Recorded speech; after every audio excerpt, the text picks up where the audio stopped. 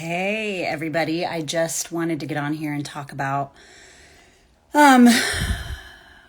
something that impacted me this morning as I was listening to the Making of Me podcast, which I'm getting to the end of the seasons, which is crazy.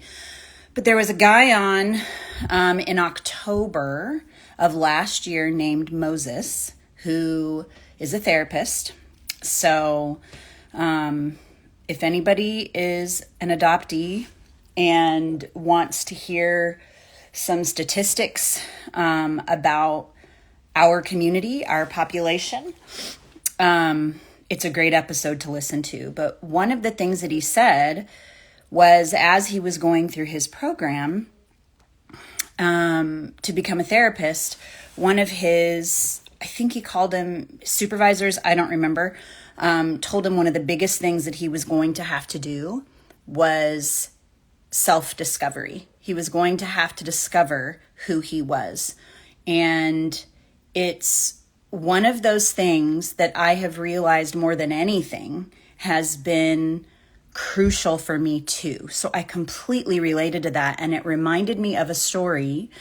When I first started my master's program, I had about 5 classes that I had to actually fly to the campus at Liberty University to be there for a week to take. And one of them was basically counseling techniques. And in that class, this was back in 2000 and I believe 9, I had a professor who found out I was adopted, told me she was a foster parent, and said, you have to deal with this. If you don't deal with this and discover how it's impacted you, you will harm people that you help. And whoa, did that shock me, because that was the first time anybody had told me that my adoption may potentially have an impact on my present. I had never thought of that. So that was honestly the beginning of me removing clouds of the fog that I was in about it. It was just one little cloud that was removed, and I feel like part of my eye was able to see what I needed to do. And so that's when I officially started really pursuing it. Now, I had started pursuing my history when I was pregnant, because I realized I didn't have any medical history before or after 1973 when I was born.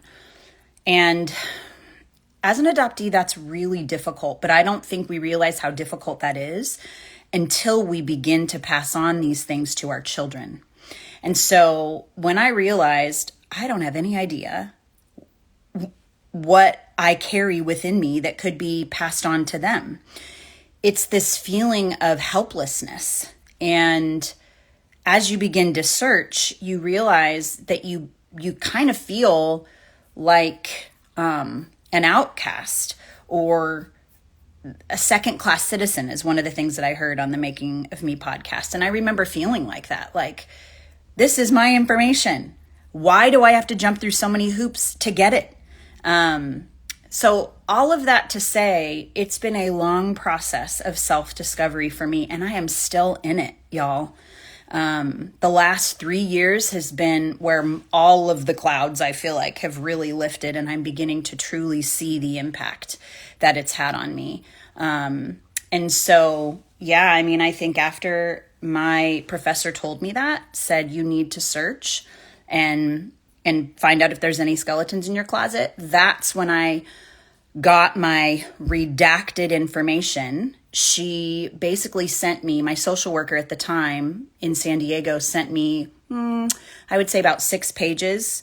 And knowing that I was getting the degree that I was getting in counseling, she knew that I would need to know these things. And she prepared me and said, you need to take some time to journal before you read this stuff about what you would expect to find. And her actual words were, because it's gnarly. And I was like, okay, that's great. So when I got the information, I was with my then husband at the time, and he looked at it all and said, I don't want you to read this. He was very protective. And what I ended up reading was that she had attempted to abort me twice. And I mean, it shattered me. But if I didn't know that, that was a part of my history. And now I can look back and realize how much that impacted my present every single day of my life. That there was this feeling of defectiveness, or that I was trash, that I should have been discarded, that I wasn't worthy of keeping, I was unwanted. All of those things that were so subconscious began to surface and really impact my life. And that was the beginning of me dealing with my stuff, of me dealing with the abandonment wounds that I experienced from the relinquishment. And so I'm really looking forward to doing this masterclass on Wednesday, because it really, there's so much involved in the process of how I've gotten to where I am today. And like I said earlier, I'm still in it. I am still in the messy middle, trying to move forward and figure out how to process and how to navigate all of these things.